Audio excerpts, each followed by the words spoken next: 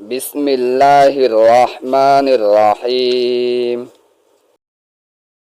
لکھنے کے آداب۔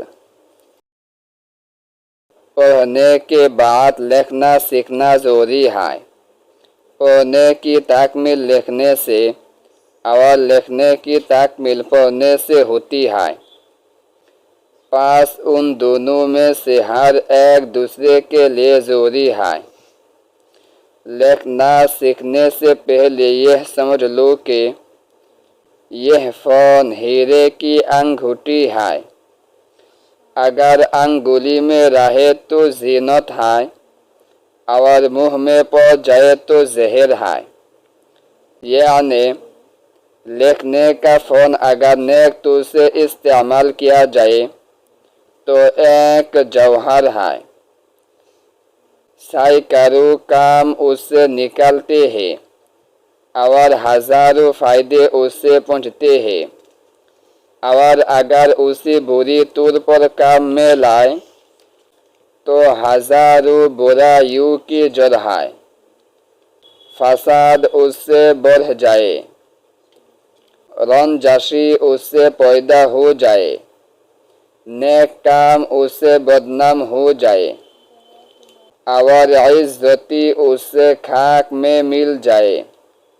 لہذا جب تمہیں لکھنا آ جائے تو اسے بری کام میں نہ برتو۔ کسی کی غیبت اور چغلی تحریر نہ کرو۔ کسی کی بیجا شکایت نہ لکھو۔ لوگوں میں فساد نہ ڈالو۔ ماں باپ کو ایسے خط نہ لکھو جس سے ان کو رنج ہو۔ جب کسی پر غصہ آ جائے تو فوراً ناراضگی کا خط نہ لکھنے لگ جاؤ، بلکہ ذرا تحمل کرو تاکہ کوئی بیجا بات غصے میں نہ لکھے جائے۔ یا یوں کرو کہ خط لکھ کر رکھ لو اور چند روز کے بعد دوبارہ غور کر کے اگر مناسب سمجھو تو بھیج دو، کیونکہ اکثر جھگڑے خود بخود کچھ عرصہ کے بعد مٹ جایا کرتے ہیں۔ اس لیے معمولی باتوں پر دوسروں کو متاثر کرنا مصلحت کے خلاف ہے۔ جب کسی کو خط لکھو تو پتہ صاف اور خوش خط تحریر کرو اور خاتمے پر اپنے نام کے ساتھ اپنا پتہ بھی لکھ دو تاکہ اسی خط بھیجنے میں آسانی ہو۔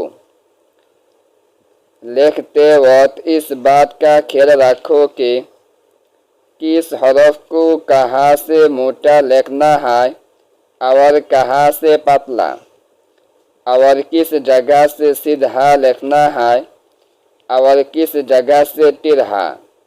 شروع میں کسی خوش نویس استاد سے اصلاح لے لیا کرو۔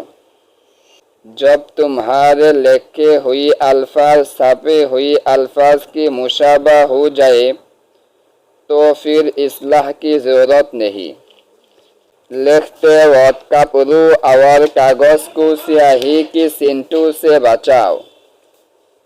اگر سینٹا پڑ جائے تو فوراً دھو ڈالو۔ کپڑوں سے قلم نہ پونچھو۔ کاغذ پر داغ نہ ڈالو۔ کوئی حرف غلط ہو جائے تو اس کو مٹاؤ نہیں، بلکہ اس پر ذرا سی لکیر کھینچ دو اور آگے صحیح کر کے لکھ لو۔ اپنی انگلیوں کو سیاہی سے آلودہ نہ ہونے دو۔ کتاب کی حاشیوں اور ورقوں پر کچھ نہ لکھو۔ لکھے ہوئے کا جہاں تک ہو سکے ادب کرو۔